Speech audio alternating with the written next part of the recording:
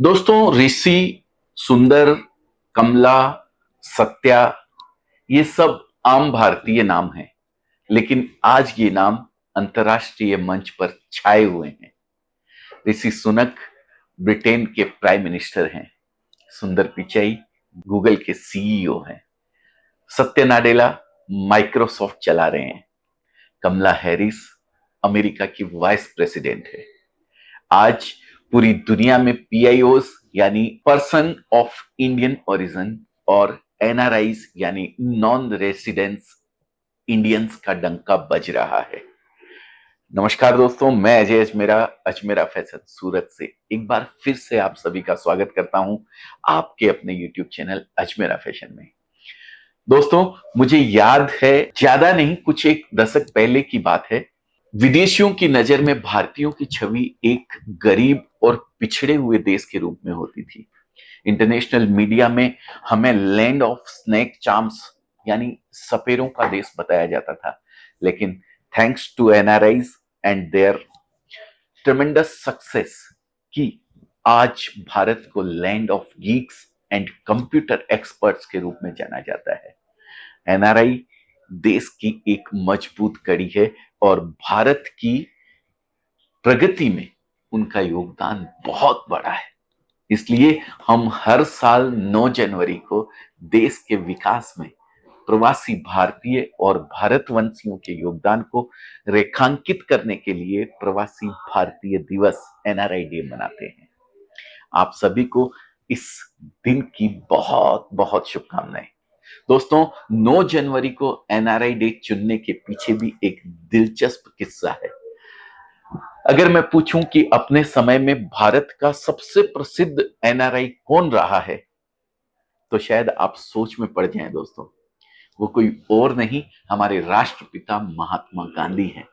बरसों तक south Africa में भारतीयों के हितों के लिए लड़ने के बाद बापू 9 जनवरी 1915 के दिन भारत लौटे थे और ब्रिटिश राज के खिलाफ स्वतंत्रता का बिगुल छेड़ दिया था। इसलिए स्वर्गीय लक्ष्मीमल सिंघवी के रिकमेंडेशन पर अटल बिहारी वाजपेयी सरकार ने सन 2003 में पहली बार 9 जनवरी को प्रवासी भारतीय दिवस मनाने की शुरुआत की। दोस्तों, ज्यादातर भारतीयों के लिए एनआरआई एक बहुत फैंसी वर्ड होता है। एनआरआई मतलब कोई अमीर इंडियन जो अमेरिका या किसी डेवलप्ड देश में बसा हुआ है और मजे की जिंदगी जी रहा है। पार्टली ये बात सही हो सकती है, लेकिन जब आप थोड़ा डीपली झांकेंगे तो पाएंगे कि बहुत संघर्ष और परिश्रम के बाद एनआरआईज इस पोजीशन में पहुंच पाए हैं। खुद को स्थापित करने के लिए उन्होंने बहुत कुछ खोया है। हम सब जानते हैं कि महात्मा गांधी को एक गोरे ने ट्रेन से धक्के मारकर निकाल दिया था। ये कोई एक घटना नहीं थी। न जाने कितने देशों में कितने भारतीयों के साथ ऐसा सलूक किया गया था। ब्रिटिश राज के दिनों को याद करें तो बड़ी संख्या में भारतीय मजदूरों को इंग्लैंड, फिजी, साउथ अफ्रीका जैसे देशों में जबरदस्ती भेजा गया। उन पर अनगिनत जुल्म ढाए गए। लेकिन सैल्यूट है उन भारतीयों को जिन्होंने सब कुछ सहा लेकिन कभी हार नहीं मानी और समय के साथ अपने लिए एक खास जगह बनाई। इसी का परिणाम है कि आज दुनिया में सबसे अधिक भारतीय दूसरे देशों में रह रहे हैं। पीआईओस और एनआरआईज मिलाकर हमारी संख्या 3 करोड़ से भी अधिक है। America, UAE, Malaysia, UK, Canada, हर जगह भारतीय लाखों की संख्या में मौजूद है और सिर्फ मौजूद नहीं बल्कि वहां के सबसे स्ट्रॉन्ग एथनिक ग्रुप के रूप में उभरे हुए हैं। अमेरिका में इंडियन सबसे अधिक एजुकेटेड और रिच हैं, अमेरिकन से भी रिच। एनआरआई का जुड़ाव भारत से बहुत गहरा है। अजमेरा फैशन के साथ जुड़कर बहुत से एनआरआईज भी कपड़ों का बिजनेस कर रहे हैं।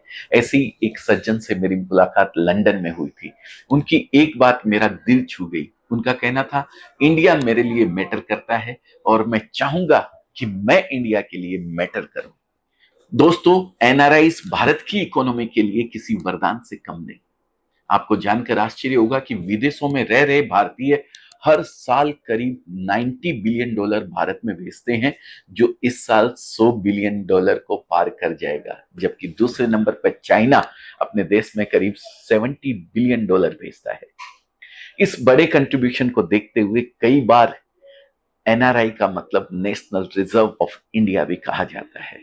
यहां मैं एक बात और बताना चाहूंगा कि आम तौर पर एनआरआई को हम व्हाइट कॉलर वर्कर्स के रूप में देखते हैं, लेकिन हकीकत यह है कि इनसे कहीं बड़ी संख्या ब्लू कॉलर वर्कर्स की है, जो कारपेंटर, ड्राइवर्स, प्लम्बर, कुक आदि का काम करते हैं।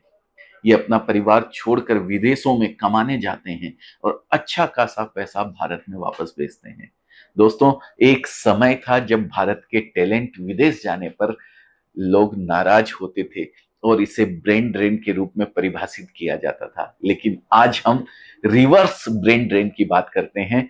आज ना जाने कितने इंडियन स्टार्टअप्स उन लोगों द्वारा शुरू किए जा रहे हैं जो कभी भारत छोड़कर डेवलप्ड कंट्रीज में चले गए थे। आज दुनिया में एनआरआई जहां भी है, उन्होंने अपने लिए नाम और इज्जत कमाई है, क्योंकि वो अडेप्ट करना जानते हैं।